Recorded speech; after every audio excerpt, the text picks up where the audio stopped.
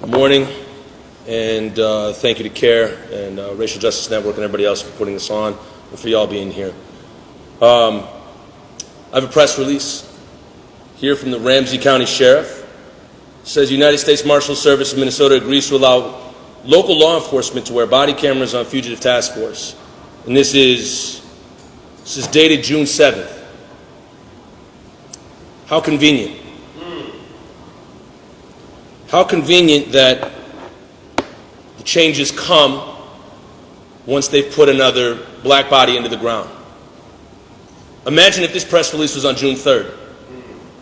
Imagine the change that would have happened on June 4th. You have to ask yourself, if this press release happened on June 3rd, would Winston Smith still be with us?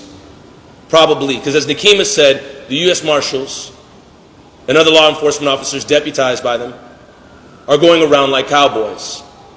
And what you have is a murder atop a parking lot with little to no cameras there, no cameras on the officers, all CCTV, particularly facing the exits and the entrances, and not where Winston Smith is. Why do you think that is? We're left with more questions than we are with answers. And then we're expected to believe the narrative that's given to us from the feds. And what we're here today is to say that we won't accept it. We want transparency. Mona needs to step down, and Biden needs to get involved. It is unacceptable for this city to go backwards in its integrity that has been non-existent for black people since its inception. Integrity is doing the right thing when nobody's looking. And we know that they don't even do the right thing when people are looking and filming. So you can imagine what they're doing when nobody's looking on the top of a parking lot. You can imagine that the narrative they put out saying Winston Smith had a gun is completely false, is manufactured. And I could say that just from experience of hearing from their press releases time and time and time again. Somebody knew that they wouldn't have body cameras. Somebody knew that there would be no squad car footage. Somebody knew that they could possibly kill somebody without anybody knowing. And it is no coincidence that it happened on the same day that the city decided to dismantle George Floyd Square. I do not believe that is a coincidence. I do not believe the city. So when Arredondo throws his hands up and says, I don't know what's going on, when Frye then again throws his hands up and says, I don't know what's going on, they are still complicit with yet another public execution of a black man. And they must be held responsible. They must come to the table. Hutch must come to the table. This is on your time. You are getting paid for this. You must come to the table. And I understand that the feds take a little bit of pride in their mystique, but they must come to the table. Somebody needs to lose their job. Something needs to change going forward. And there needs to not be another press release after another black man gets put into the ground.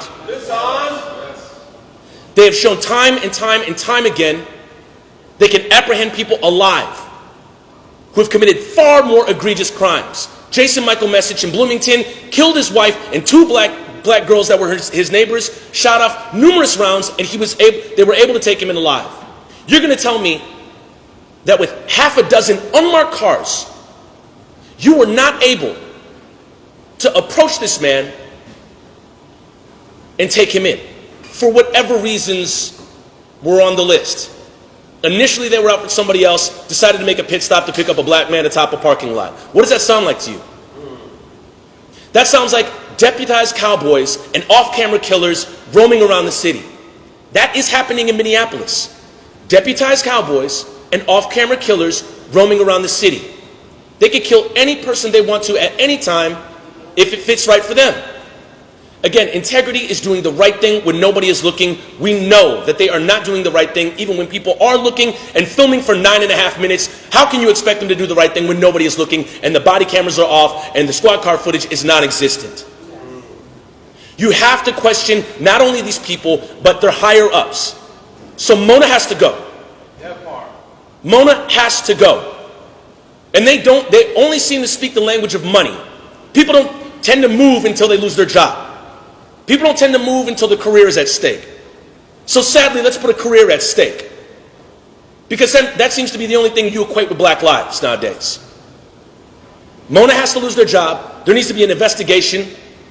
And there needs to be body cams all throughout even with these federal task forces. And it reminds me of the Metro Gang Task Force from back in the 90s, who moved around with no accountability or responsibility whatsoever. And again, we're deputized cowboys and off-camera killers.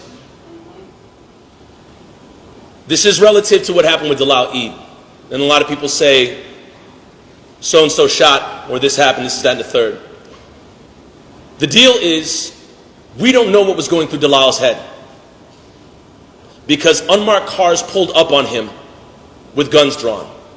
We don't know what was going through Winston's mind, because unmarked cars pulled up on him with guns drawn. Anybody that has unmarked cars pulled up on them with folks popping out of the vehicles with guns drawn on them could be anybody. They probably didn't know it was the cops. How would you react? And you have to understand this at the end. This was a choice. This was intentional. This is not, whoops, we did it again. Here's a press statement to say we're going to put body cams on.